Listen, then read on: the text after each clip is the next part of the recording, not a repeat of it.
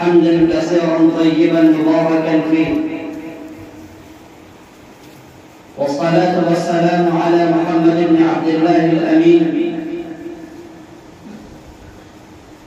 وعلى آله وأصحابه ومن تبعه إلى يوم الدين. أما بعد،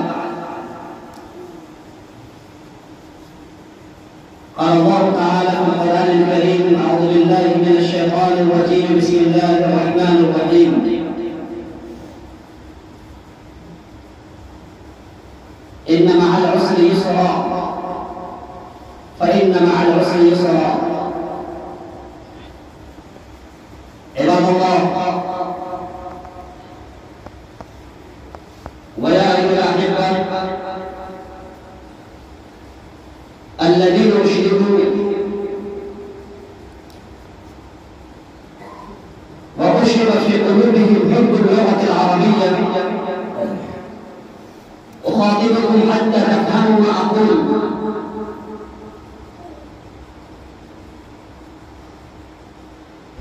إن الله سبحانه وتعالى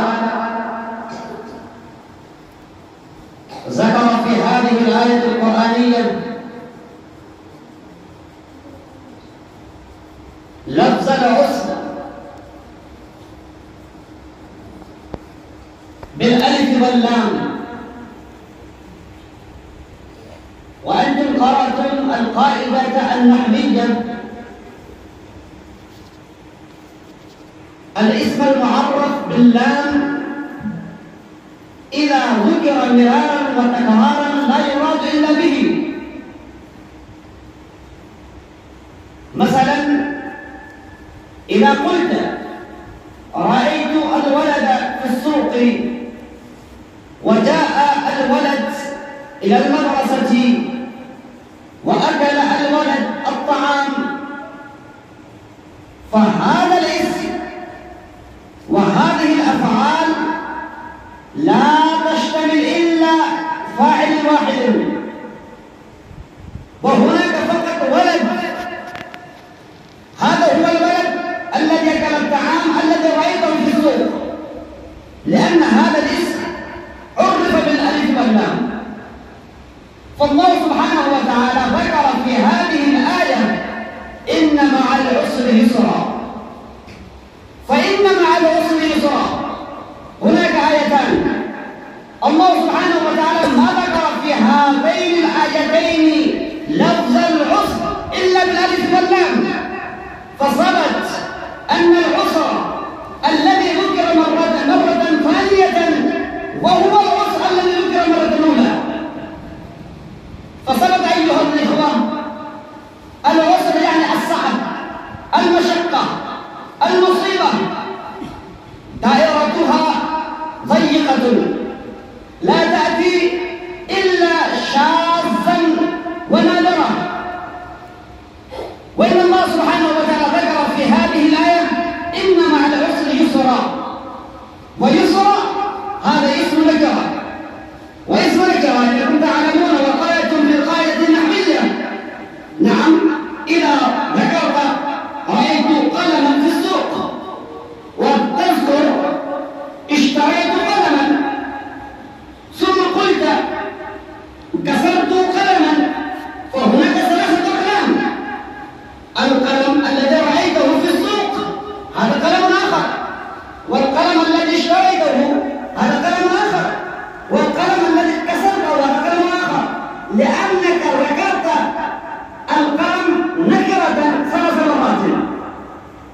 فالنحاة متفقون على أن الاسم إذا ذكر بدون ألف واللام فهناك يكون تفريقا بين هذا وبين هذا. فالله سبحانه وتعالى ذكر في هذه الآية القرآنية يسرا مرتين بدون الألف واللام: إن مع العسر يسرا، ثم قال: فإن مع العسر يسرا. يعني الله سبحانه وتعالى يخاطب هذه الأمة المسلمة التي بعثت لإحقاق الحق وإبطال الباطل، التي بعثت لإعلاء كلمة الحق، التي بعثت لسمع ما أمرت من الله سبحانه وتعالى. نعم، وإنها تواجهه في حياتها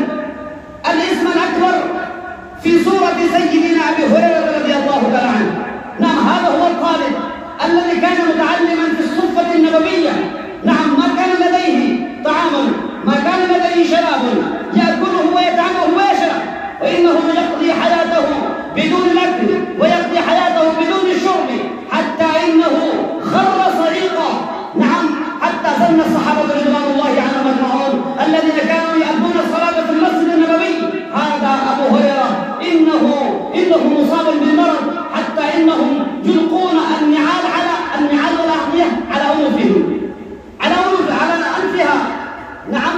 ولكن حينما أفاق سيدنا أبو هريرة رضي الله تعالى عنه إنه يقول: والله ما كنت مصابا بالمرض، ما كنت مصابا بالمرض، إنني كنت جائعا، ما لدي طعام، ما لدي شراب، إنني متعلم، إنني طالب، إنني أحصل على هذه العلوم التي جاء بها النبي صلى الله عليه وسلم، إنني أحلي بهذه الأحاديث النبوية التي بعث النبي صلى الله عليه وسلم بها، وما حضرت في هذه الصفة وما حضرت في هذه المدرسة العلمية النبوية إلا بالتجمل بهذه الأحاديث النبوية.